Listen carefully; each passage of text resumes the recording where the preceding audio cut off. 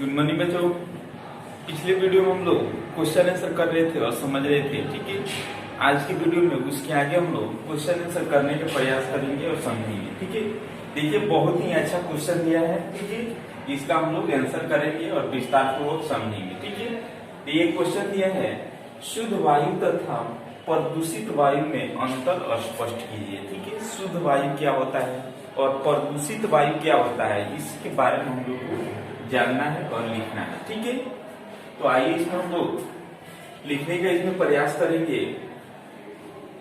जिस वायु में ऑक्सीजन और कार्बन डाइऑक्साइड, कौन कौन सा गैस, तो ऑक्सीजन और कार्बन डाइऑक्साइड की मात्रा संतुलित हो, ठीक है, उसे शुद्ध वायु कहा जाता है।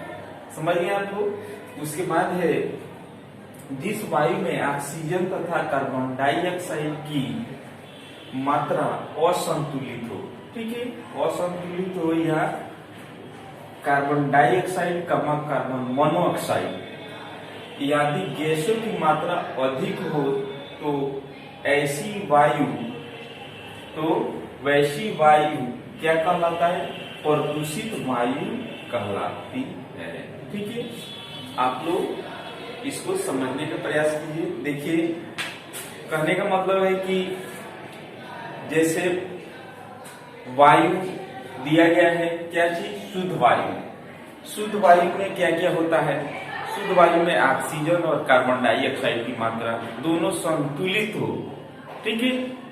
और असंतुलित जिसमें प्रदूषित वायु में क्या हो जाता है, जैसे ऑक्सीजन और कार्बन डाइऑक्साइड और कार्बन मोनोऑक्साइड की मात्रा क्या हो, अधिकतम हो, ठीक है, या असंतुलित हो, तो उसमें क्या हो जाएगा, प्रदूषित वायु हो जाएगा। समझ रहे आप लोग।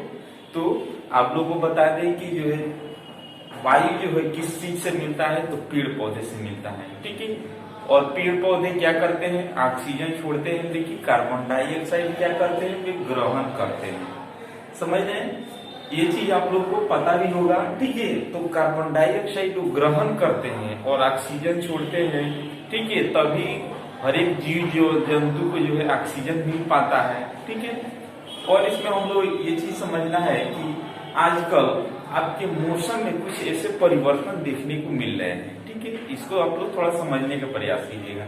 आजकल देखिएगा कि गर्मी के मौसम में ज्यादा गर्मी पड़ता है, ठंडी में ठंडी, ऐसे कुछ पहले से वातावरण में कुछ ऐसे परिवर्तन हो रहा है। ऐसा क्यों परिवर्तन हो रहा है, क्योंकि हमारे पृथ्वी पर जो पर्यावरण का संतुलन है बिल्कुल मतलब बिगड़ते जा रहा है। इसका रीजन क्या है, क्योंकि यहाँ पे पेड़ पौधे क्या है, बिल्कुल समाप्त हो रहे हैं, ठीक है, बिल्कुल कटाव ज्यादा हो रहा है। इसलिए पेड़ पौधे क्या हो रहे हैं, धीरे धीरे समाप्ति की ओर हो रहे हैं। और क्या हो रहा है, यहाँ पे पृथ्वी पर अत्यधिक जनसंख्या बढ़ रहा है।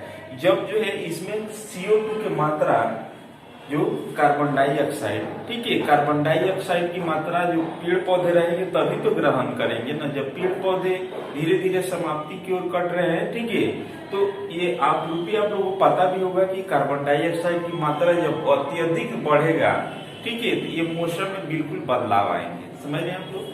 तो ये सब कार्बन डाइऑक्साइड ऑक्सीजन की विशेषता है, ठीक है। तो देखिए नेक्स्ट क्वेश्चन दिया है, अम्ल वर्षा कैसे होती है, टिप्पणी कीजिए और इसके प्रभाव की चर्चा कीजिए, ठीक है। तो अम्ल वर्षा के बारे में आप लोग को विस्तार पूर्वक पहले वाले वीडियो में हम बता चुके हैं, ठीक है। तो हम लोग इसमें लिखने का प्रयास करेंगे। देखिए लिखेंगे इसमें, जब सल्फर डाइऑक्साइड तथा नाइट्रोजन ऑक्साइड, ठीक है, कौन कौन सा गैस, तो सल्फर डाइऑक्साइड तथा नाइट्रोजन ऑक्साइड गैस जैसे प्रदूषित वायुमंडल में उपस्थित जलवाष्प से अभिक्रिया करते हैं। कौन कौन सा गैस, तो सल्फर डाइऑक्साइड और नाइट्रोजन ऑक्साइड, ठीक है। किससे, तो वे वायुमंडल में उपस्थित जलवाष्प से अभिक्रिया करते हैं। अभिक्रिया करके सल्फ्यूरिक अम्ल तथा नाइट्रिक अम्ल बनाते हैं, ठीक है। तो वे अम्लीय वर्षा बनाकर वर्षा के साथ पृथ्वी पर बरस जाता है, उसे अम्ल वर्षा कहा जाता है। ठीक है, इसी में लिखना है अम्ल वर्षा मानव तथा जीव जंतु एवं पेड़ पौधे के लिए हानिकारक है। ठीक है, अम्ल वर्षा का कारण, अम्ल वर्षा के कारण स्मारकों के संगमरमर का संक्षारण होता है। ठीक है, तो आप लोग को और विस्तार पूर्वक आप लोग को समझा दे। ठीक है, कि देखिए अम्ल वर्षा कैसे बनता है।